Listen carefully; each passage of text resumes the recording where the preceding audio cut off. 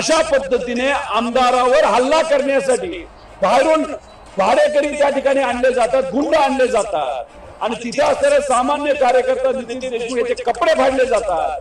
हे अतिशय चुकीचं आहे। अख्ख्या महाराष्ट्राने ही घटना तिथं बघितलेली ही गुंडाशाही आहे। असेच व्हिडिओ पाहण्यासाठी या चॅनलला सबस्क्राइब करा। एवढा अहंकार असेल तर तो आपण इलेक्शनच्या माध्यमातून तो त्या ठिकाणी उतरू, पण सरकार आणि अध्यक्षांच्या माध्यमातून सभापतींच्या माध्यमातून आव्हाड साहेबांवर त्या ठिकाणी तो हल्ला होणार होता। या बाबतीत कारवाई झाली पाहिजे, शहानिशा झाली पाहिजे आणि आव्हाड साहेबांना तिथं मेसेजेस आलेले आहेत।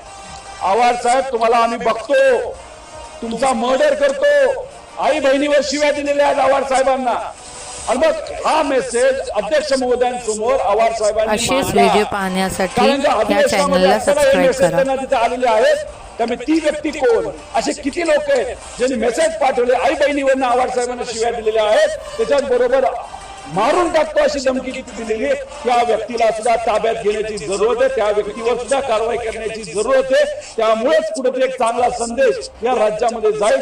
सरकार, मुख्यमंत्री आणि अध्यक्ष, सभापती तसेच होम मिनिस्टर हे सर्व या बाबतीत काय करतात, अखंड महाराष्ट्र त्याच्याकडे लक्ष देऊन आहोत, आम्ही सुद्धा देऊन आहोत। आणि अधिवेशनामध्ये गुंडाशाही, दडपशाही जर तिथे होत असेल तर महाराष्ट्राची आज काय परिस्थिती आहे हे त्या ठिकाणी आपण सगळ्यांनी समजून घेतलं पाहिजे।